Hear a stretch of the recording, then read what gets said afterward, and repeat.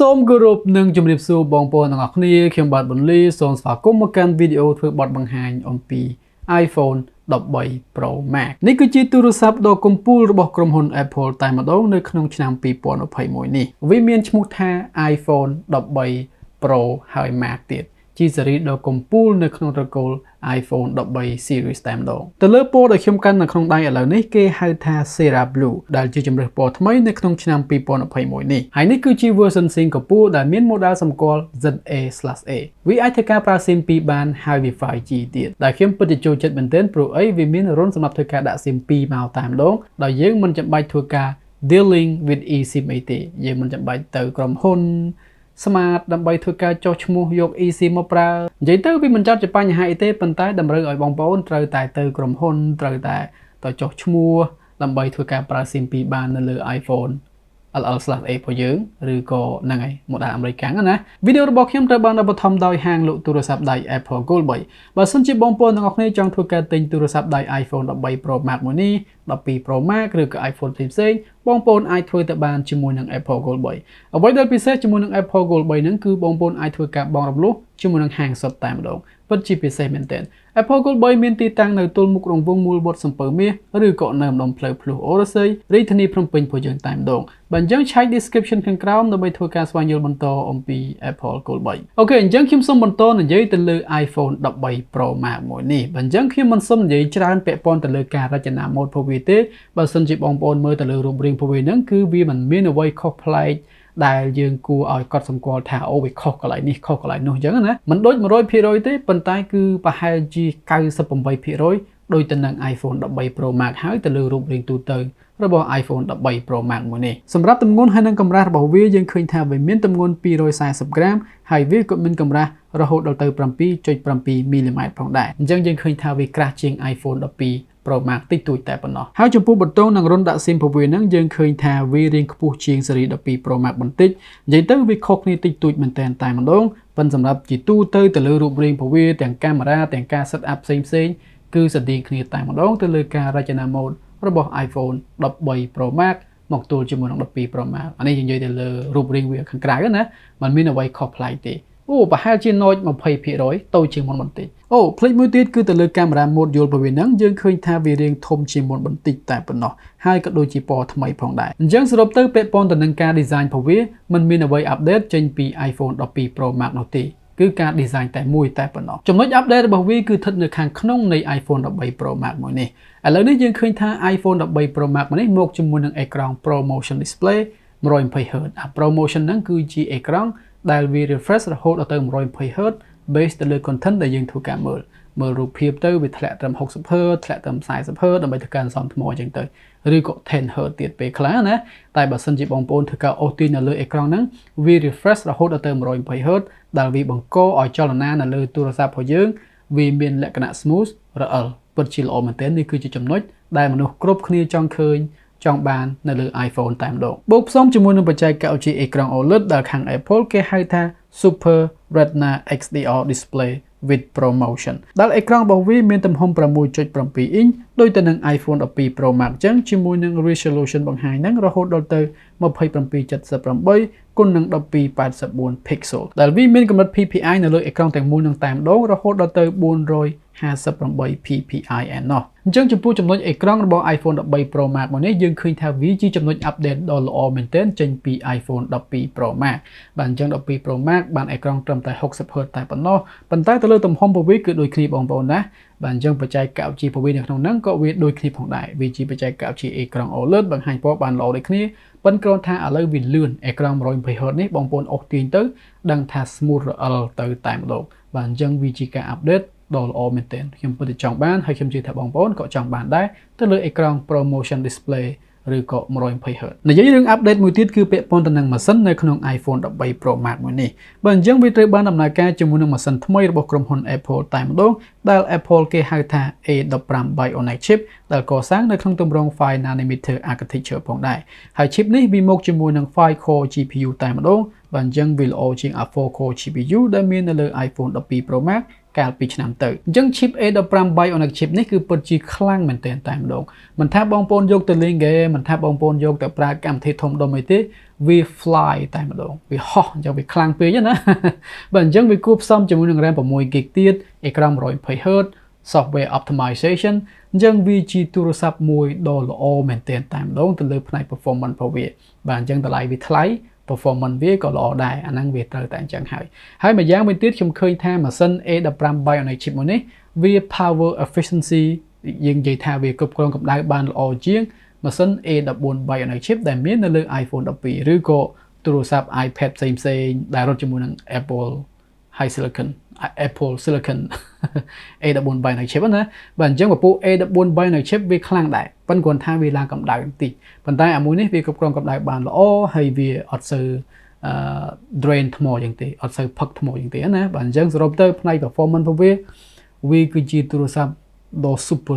តែម្ដងវាខ្លាំងណាអញ្ចឹងយើងឃើញថាពីរចំណុចដែលវា update បានល្អមែនទែនទី1គឺទៅលើអេក្រង់ទី2គឺទៅលើម៉ាស៊ីនរបស់វាចំណុច update ទី3ហ្នឹងគឺពាក់ព័ន្ធទៅនឹងកាមេរ៉ាបើអញ្ចឹង iPhone 12 Pro Max មិនមែនជាទូរស័ព្ទដែលមានកាមេរ៉ា on នោះទេ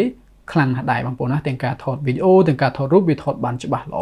ប៉ុន្តែគ្រាន់ថាពេលខ្លះទៅលើ color របស់វាណាបងប្អូនយើងនិយាយថា color tone color cyan នៅលើបច្ចេកវិទ្យានៅលើភាសាកាមេរ៉ាគេនិយាយអញ្ចឹងដល់អញ្ចឹងវាបែប too much aggressive វា HDR ខ្លាំងពេកពេលខ្លះទៅវាបង្កឲ្យយើងនឹងទៅជាយ៉ាប់វិញទេប៉ុន្តែឥឡូវហ្នឹងទៅលើ color cyan ត្រូវបានផ្លាស់ប្ដូរទាំងស្រុងបាទអញ្ចឹង color វាល្អជាងមុនថតរូប detail បានប្រសើរជាងមុន lens sensor របស់វានឹងក៏ធំជាងមុនផងដែរបាទអញ្ចឹងវាជាការ update មួយដ៏ធំមែនទែនតែម្ដងទៅលើផ្នែកកាមេរ៉ារបស់វាមិនខុសគ្នាមិនអីទេប៉ុន្តែវាពិតជាល្អជាងមុនហើយទំហំ sensor របស់វានឹងក៏ត្រូវបានដំឡើងផងដែរអញ្ចឹងឥឡូវហ្នឹងយើងឃើញថាវារហូតដល់ទៅ 1.9 micron pixel size បាទអញ្ចឹងវាធំជាងមុនអាហ្នឹងវាឲ្យពន្លឺចូលល្អជាងមុនតែម្ដងបាទអញ្ចឹង lens delay របស់វាហ្នឹងក៏មានការផ្លាស់ប្ដូរផងដែរដែលគាត់ទម្លាក់នៅ aperture យ៉ាងទាបតែម្ដងនៅក្នុង lens ultra wide របស់គាត់រហូតដល់ទៅ f1.8 អានោះទៅលើ aperture របស់វាបាទអញ្ចឹងអាហ្នឹងកាលណាកាន់តែទាបបើកពន្លឺកាន់តែធំចូលពន្លឺមកកាន់តែច្រើនថតពេលយប់បានល្អណាaperture ហ្នឹងបាទអញ្ចឹងវាធំជាងមុនវាប្រសើរជាងមុនហើយ improve ទៅលើ sensor safe ផងដែរកាលណាវាថតទៅលំនឹងបានល្អជាងមុនហើយចំពោះ lens telephoto lens របស់វាហ្នឹងយើងអាចធ្វើការ zoom បានរហូតដល់ទៅ 3x optical zoom ឯណោះដែលវាល្អជាង iPhone 12 Pro Max បន្តិចអញ្ចឹងទាំងអស់ហ្នឹងគឺស្ថិតនៅក្នុងទម្រង់ឬក៏ទំហំ megapixel count ត្រឹមតែ12 megapixel តែប៉ុណ្ណោះចំពោះវីដេអូរបស់វាឥឡូវនេះយើងអាចធ្វើការថត cinematic video ដូចទៅនឹង portrait mode នៅក្នុង photo អញ្ចឹងប៉ុន្តែវាថតជាលក្ខណៈ video បាទអញ្ចឹងវា blur background ខាងក្រោយឲ្យដូចទៅនឹងកាមេរ៉ាធំឬក៏គេហៅថា DSLR ដែលវាថតជាមួយនឹង aperture wide open បាទអញ្ចឹង blur បានស្អាតខ្ញុំចង់ប្រាប់បងប្អូនថាខ្ញុំក៏ប្រទះឃើញfeature មួយហ្នឹងនៅលើទូរស័ព្ទ Android ច្រើនមកដែរប៉ុន្តែនេះគឺជា blur effect ដែលខ្ញុំឃើញថាវាល្អជាងគេតែម្ដងប៉ុន្តែបងប្អូនចូលកំបើកblur effect ហ្នឹងឲ្យវាខ្លាំងពេកណាអញ្ចឹងដាក់វាមកល្មមបានហើយអញ្ចឹងលទ្ធផលចេញមកហ្នឹងគឺ super តែម្ដងបាទអញ្ចឹងខ្ញុំសូមសរសើរ Apple ធ្វើបានល្អទៅលើ video portrait mode របស់គាត់ហើយវានៅមាន feature មួយទៀតដែលជា feature upcoming អញ្ចឹងឥឡូវហ្នឹងមិនទាន់មានទេដែលគេហៅថា ProRes video ដែលបង professional គេធ្វើការថតណាបាទអញ្ចឹងយើងមាន codec មួយហ្នឹងបាទអញ្ចឹងយើងមានចាំមើលទាំងអស់គ្នាអញ្ចឹងឥឡូវហ្នឹងវាមិនទាន់មកដល់ទេឆាប់នឹងឯងយើងនឹងឃើញទៅលើ software update ដែលវានឹងនាំមកជាមួយនឹង ProRes format នៅលើ iPhone 13 Pro Max របស់យើងតែម្ដងចំពោះកាមេរ៉ាខាងមុខរបស់វាមានទំហំ12 megapixel ដូចទៅនឹង lens ខាងក្រោយអញ្ចឹងវាអាចធ្វើការថត 4K វីដេអូរហូតដល់ទៅ60 fps អានោះប៉ុន្តែអ្វីដែលខ្ញុំ improve សំទោសផងអ្វីដែលខ្ញុំwhat can I say អ្វីដែលវា improve ដែល Apple improve ដែលធ្វើឲ្យខ្ញុំសប្បាយចិត្តហ្នឹងគឺទៅលើ color cyan របស់វាធ្វើបានល្អជាងមុនបងប្អូនណាអញ្ចឹង color វាហ្នឹងរៀងបែប natural បន្តិចធ្វើឲ្យមុខយើងហ្នឹងវាមិនសូវបែប HDR ខ្លាំងពេកដូចទៅនឹង iPhone 12ទេនេះគឺជាចំណុចដែលខ្ញុំកំពុងតែរកចាំបងប្អូនដឹងខ្ញុំល្អប៉ុណ្ណាទេ iPhone 12 Pro Max របស់ខ្ញុំណាខ្ញុំមិនសូវហ៊ានថតបានទេដោយសារតែវា HDR ខ្លាំងពេកថតទៅមុខយើងយ៉ាប់ជាងមុនឆ្ងាយអញ្ចឹងឥឡូវនេះវាធ្វើការអភិវឌ្ឍបានល្អមែនទែនទៅលើចំណុចកាមេរ៉ារបស់វាបាទអញ្ចឹងវាពិតជាចំណុចអាប់ដេតល្អមួយទៀតនៅក្នុងចំណុចកាមេរ៉ារបស់វាអញ្ចឹងសរុបទៅ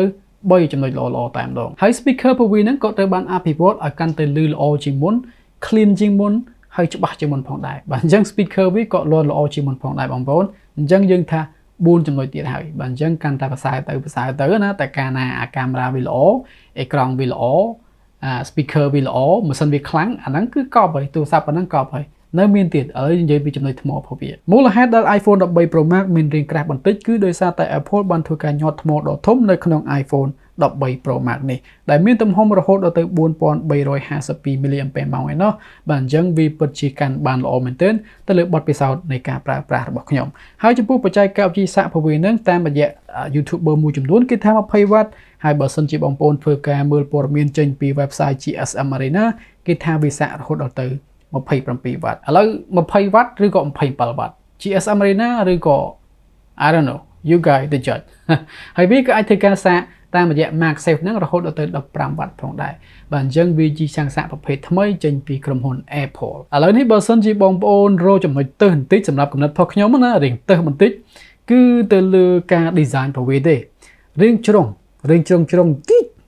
ញុំឃើញថាវាស្អាតតែខ្ញុំមិនសូវជាចូលចិត្តការ design ជ្រុងបែបនេះទេកាន់ទៅវាអត់សូវស្និទ្ធពេញដៃស្អាតតែម្ដងនិយាយទៅវាអត់សូវ friendly នៅក្នុងបាតដៃរបស់យើងណាកាន់ទៅវាមានលក្ខណៈទើសនេះជាការ design របស់វាបើសិនជាខ្ញុំរើសទៅលើចំណុច complaint ទី2ខ្ញុំសូម complaint ទៅលើ noise បន្តិចបន្តួចផងដែរបាទអញ្ចឹង iPhone 14ខ្ញុំសង្ឃឹមថា Apple នឹងយកអា noise នេះចេញឲ្យបានអញ្ចឹងដាក់អេក្រង់លាតពេញស្អាតមកតែម្ដង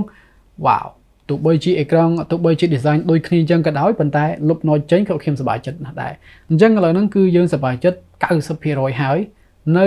10% ទៀតនៅ noise ហើយនឹង design តិចតួចប៉ុន្តែ design ហ្នឹងមិនចោទជាបញ្ហាអីទេព្រោះយើងប្រើទូរស័ព្ទពេលខ្លះមិនពេលខ្លះទៅគឺយើងប្រើ case តែម្ដងយើងពិតជាមិនអាចប្រើលាតឆៅអញ្ចឹងបានបើអញ្ចឹងក្រៅពីនឹងទៀតបងប្អូនវាក៏នៅតែមាន wireless charge វាមាន IP68 បាទអញ្ចឹងយើងអាចដាក់ចូលក្នុងទឹកបានជ្រៅមែនទែនរហូតដល់30នាទីយើងមាន speaker ល្អណាយើងមានគុណភាពផលិតដ៏ទំនើបទៀតផងពណ៌លយកាមេរ៉ាវាល្អមានអ្វីទៀតដែលខ្ញុំចង់និយាយឥឡូវនេះណាវា it's a good phone simple ទៀតណា 5G នេះគឺជា model simple ដែលខ្ញុំចូលចិត្តប្រើមែនទែនអញ្ចឹងបើសិនជាបងប្អូនរកឃើញថា iPhone 12 Pro Max របស់យើងហ្នឹងមានបញ្ហាមិនសប្បាយចិត្តត្រង់អីគេឧទាហរណ៍ថា performance វាមិនសូវថេរមែនទេវាឡើងកម្ដៅលឿនវាថតទៅពិបាកអញ្ចឹងយើងមានហេតុផលគ្រប់គ្រាន់ហើយអញ្ចឹងបងប្អូនមានលុយ update ទៅប៉ុន្តែបើសិនជាបងប្អូនសប្បាយចិត្តណាស់ហើយណាទៅលើ iPhone 12 Pro Max របស់យើងអញ្ចឹងវាអត់មានអីអស្ចារ្យជាង12 Pro Max ខ្លាំងណាស់ទេណាបាទអញ្ចឹងស្តៀងគ្នាដែរទេ design ហ្នឹងគឺ 100% ដូចគ្នាម៉ាស៊ីនហ្នឹងវាខ្លាំងមែនប៉ុន្តែ not you know វាមិនមែនខុសមេឃមួយដីទេតិចតួចហើយកាមេរ៉ាហ្នឹងវា improvement មិនជាខុសមេឃមួយដីទេណាវាមិនសូវកប់អីទេពេលខ្លះ12 Pro Max ចង់ថតរូបប្រសើរជាងតិចតួចពេលខ្លះប៉ុន្តែជាទូទៅ13 Pro Max ថតរូបបានប្រសើរជាងថ្មហ្នឹងថ្មកាន់ល្អមែនទែននេះគឺជាចំណុចដែលខ្ញុំចង់ចែកចំណុចជូនបងប្អូនប្រាប់បងប្អូនបើសិនជាបងប្អូនឃើញថាចំណុចមិនល្អទាំងអស់នោះវាទើសទាល់វាប៉ះពាល់អារម្មណ៍បងប្អូនពេលប្រើទូរស័ព្ទហ្នឹងអញ្ចឹងអាប់ដេតទៅប៉ុន្តែឃើញថាវាល្អហើយអញ្ចឹងគូចាំមួយឆ្នាំទៀតមើល iPhone 14ក្រែងលោវាលុបបំបត្តិ noise វ៉ាវត្រូវទៅណាលុបបំបត្តិ noise ទៅហើយអរគុណណាស់សម្រាប់ការទេសនាពេលនេះខ្ញុំបាទបន្លីសូមគិតជម្រាបលាបងប្អូនប៉ុណ្ណឹងសិនបាយបាយ